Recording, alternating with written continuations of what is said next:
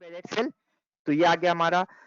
अब बात को देखो कि जब हम ये वाला सेल में कर्सर रख रहे हैं तो फॉर्मूला बार में हमें क्या दिख रहा है? 125। जब 125, इस सेल पे कर्सर रख रहे हैं तो फॉर्मूला बार में हमें क्या शो कर रहा है? 2000। 2000। तो जब इस सेल में हम कर्सर रखेंगे तो हमें 2,50,000 शो करना चाहिए, बट नहीं, जब हाँ, इस सेल में लेकिन हम कर्सर फॉर्मूला शो रखेंगे करेगा तो इस सेल में हमें 2,50,000 नहीं शो करेगा। इस सेल में हमें क्या शो फॉर्मूला करेगा कि वो फॉर्मूला 2,50,000 को आपने कैसे कैलकुलेट करके लाया। आप वो 2,50,000 को कैसे कैलकुलेट करके लाए, उसका फॉर्मूला दिखेगा। तो इसी के लिए हम लोग इसे फॉर्मूला बार बोलते हैं।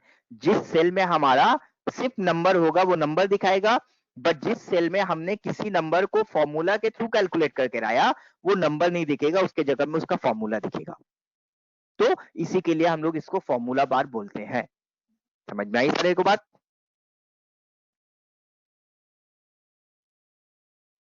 Yes sir. ठीक है। तो row Yes, column sir. Cell, row column cell क्या होता है, क्लियर है? इस बॉक्स को हम लोग बोलते हैं नेम बॉक्स और इस बॉक्स को हम लोग बोलते हैं फॉर्मूला बार।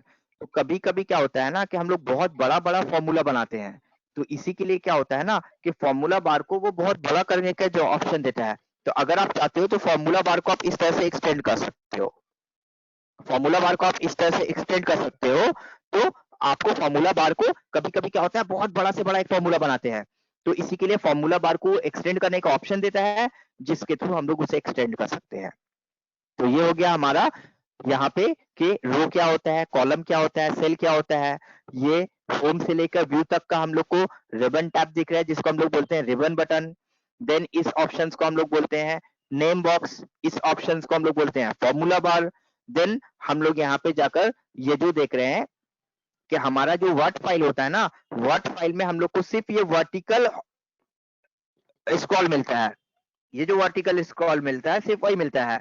बट एक्सेल में जब जाएंगे तो एक्सेल में हम देखेंगे वर्टिकल के साथ साथ हम लोग को हॉरिजॉन्टल स्क्रॉल भी मिलता है। क्यों मिलता है? क्योंकि एक्सेल का जो शीट है ना वो बहुत बड़ा है, वो हमारा वर्टिकली भी बहुत बड़ा है और हॉरिजॉन्टली भी बहुत बड़ा है। तो इसी के लिए हम लोग को दोनों तरह का स्क्रॉलिंग का रिक्वायरमेंट आता है। इस तरह से भी स्क्रॉलिंग कर सकते हैं और हॉरिजॉन्टल स्क्रॉलिंग भी कर सकते हैं, क्योंकि हमारा जो स्क्रॉलिंग है वो दोनों तरफ होना चाहिए। तो इसी के लिए हम लोग को दो तरह का स्क्रॉल बार मिलता है हम लोग को एक्सेल फाइल में। अब हमें एक बात बताइए कि ये जो हम लोग को ग्रीन लाइन दिख रहा है, जहां से जाकर हमने हमारा पेज को जूम किया था, जहां से जाकर हम लोग जूम आउट करते हैं, तो ये जो ऑप्शन हमें दिख रहा है, ये ग्रीन जो लाइन हमें दिख रहा है, इसे हम लोग क्या बोलते हैं? हमने वर्ड में बताया था, कौन बताएंगे? Status bar. Very good, status bar बोलते हैं इसे। तो जो पढ़ाई करेंगे, जो प्रैक्टिस करेंगे उसे ठीक याद रहेगा। तो हमने वहां पे जब स्टेटस बार वर्ड में बताया था, वर्ड में ब्लू कलर का होता है और एक्सेल में ग्रीन कलर का होता है।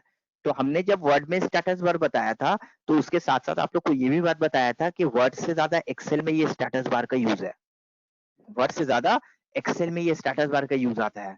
जैसे आपने यहाँ पे कुछ कैलकुलेशन किया, तो आपने बोला 5,000, 4,300, then 6,700, 9,000,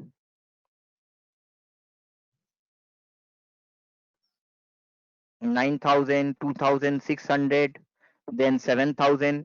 तो आपने बहुत सारा सेल्स फिगर लिखा, बट अभी आपका सारा सेल्स फिगर लिखना कंप्लीट नहीं हुआ, अभी और भी आपको लिखना है। अब जस्ट अभी ऐसे ही रफली जानना चाहते हो अब तक हमने टोटल कितना सेल्स किया है। आपको कहीं पे नोट नहीं करना है, आपको कैलकुलेट करके नहीं लाना है, आपको कोई रिपोर्ट नहीं बनाना है। जस्ट नॉर्मली आप जानना चाहते हो कि अब तक हमने कितना सेल्स किया है। कैसे जानोगे?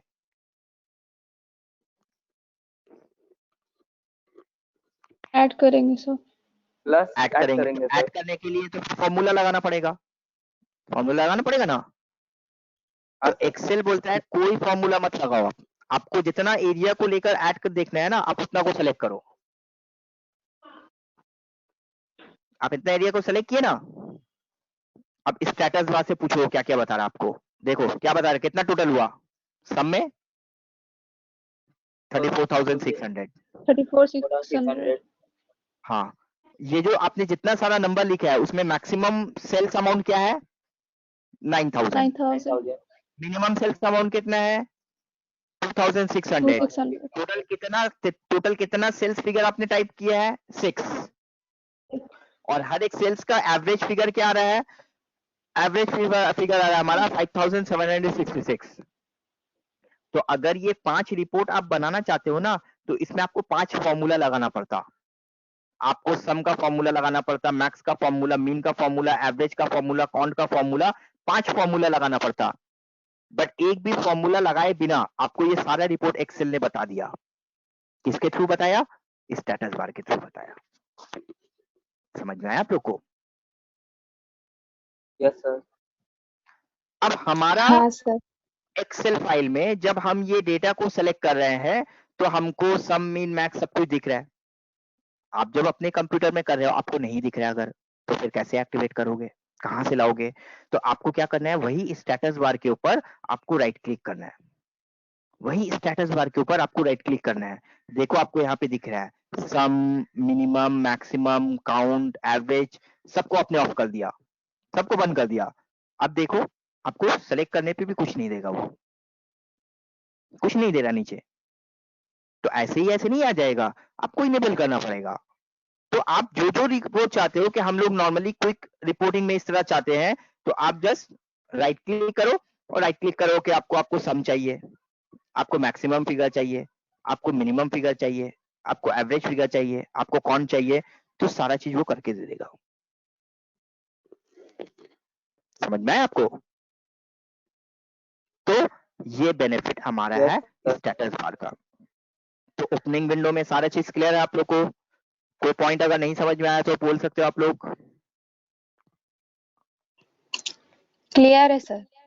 हाँ, चलो अब आगे देखते हैं।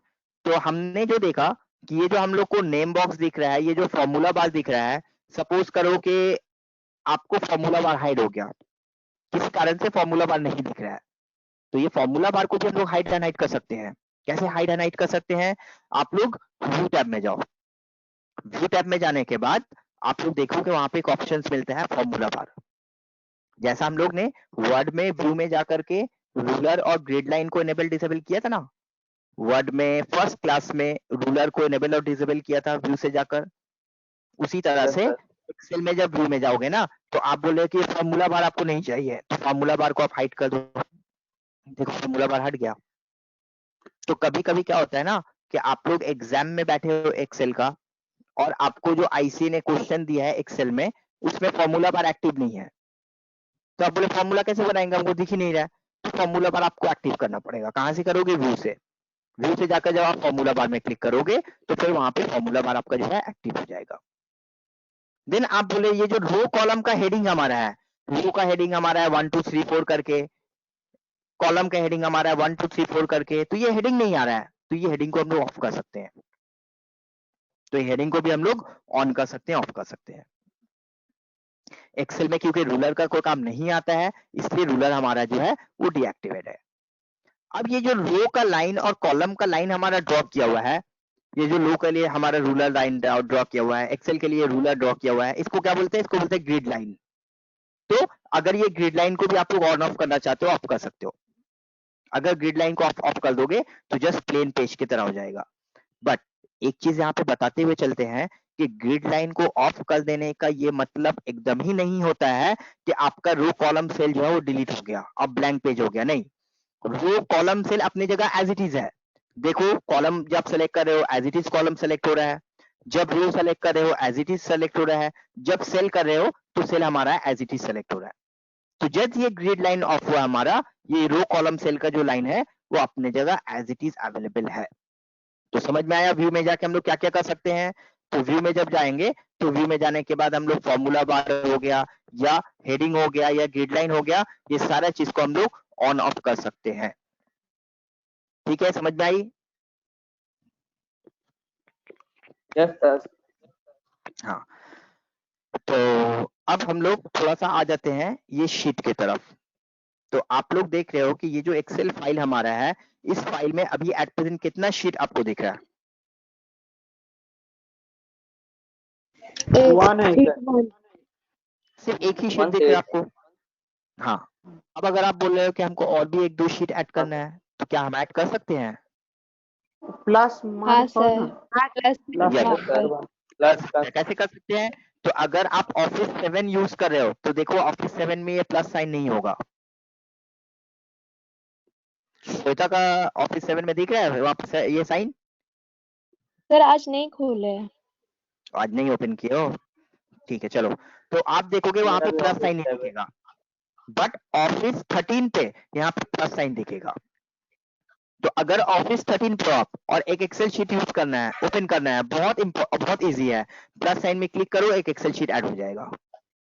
प्लस साइन में क्लिक करो, एक एक्सेल शीट ऐड हो सर यहाँ जाएगा। ऑलरेडी 3 तीन शीट शीट है। दिया हुआ है सर ऑफिस 7 में. हाँ, तो हाँ ऑफिस सर. 7 में 3 शीट रहता है बाय डिफॉल्ट। ऑफिस 13 में ना 1 शीट रहता है। कोई प्रॉब्लम नहीं है, आप इसको इंक्रीज डिलीट कर सकते हो। तो हमने देखा कि यहाँ पे 1 2 3 था, एक था और 2 ऐड किया। तो एक तो है कि ये प्लस साइन के थ्रू हम लोग ये शीट को ऐड कर सकते हैं।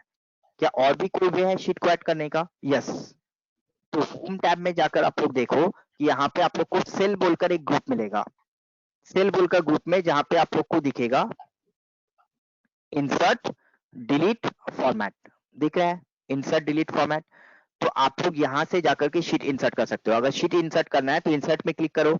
तो यहाँ से क्या क्या इंसर्ट कर सकते हैं? कोई सेल इंसर्ट कर सकते हैं, रो इंसर्ट कर सकते हैं, कॉलम इंसर्ट कर सकते हैं और शीट इंसर्ट कर सकते हैं। तो अगर यहाँ पे क्लिक करोगे तो शीट इंसर्ट हो जाएगा। तो आप लोग के पास अगर ऑफिस 13 नहीं है 7 है, तो कैसे शीट इंसर्ट करोगे? आप होम पे ये इंसर्ट ऑप्शन में क्लिक करोगे और इंसर्ट ऑप्शन में क्लिक करके इंसर्ट शीट में क्लिक करोगे तो शीट इंसर्ट हो जाएगा। ठीक है, समझ में आई बात? Yes sir. तो ये 2 वे हो गया शीट को इंसर्ट करने का। और क्या वे हो सकता है शीट को इंसर्ट करने का? तो आप लोग देखो कि हम लोग यहाँ पे देख रहे हैं कि शीट 5 शीट 4 शीट 3 शीट 1। तो ये जो जहाँ पे शीट 1 शीट 2 लिखा हुआ है इसे क्या बोलते हैं? तो ये जो बॉक्स में हमारे लिखा हुआ है इसको हम लोग बोलते हैं शीट टैब। क्या बोलते हैं इसे? Sheet sheet tab. Tab. Sheet. तो आपको अगर कोई नया शीट को इंसर्ट करना है ना, तो आप ये शीट टैब के ऊपर राइट क्लिक करो। ये शीट टैब के ऊपर राइट क्लिक करो और राइट क्लिक करने के बाद बोलो इंसर्ट। आपको अगर नया कोई शीट इंसर्ट करना है तो ये शीट टैब के ऊपर आप राइट क्लिक करो और राइट क्लिक करने के बाद बोलो इंसर्ट। तो जब आप इंसर्ट में क्लिक करोगे तो वहां पे वर्कशीट बोलकर ऑप्शन आएगा। वो वर्कशीट ऑप्शन को सेलेक्ट करके आप ओके करोगे तो फिर आपको एक नया शीट ऐड करके दे देगा वो। तो 3 वे है जिससे हम लोग शीट को ऐड कर सकते हैं। एक प्लस साइन करके कर सकते हैं, एक इंसर्ट में जाकर के शीट ऐड कर सकते हैं।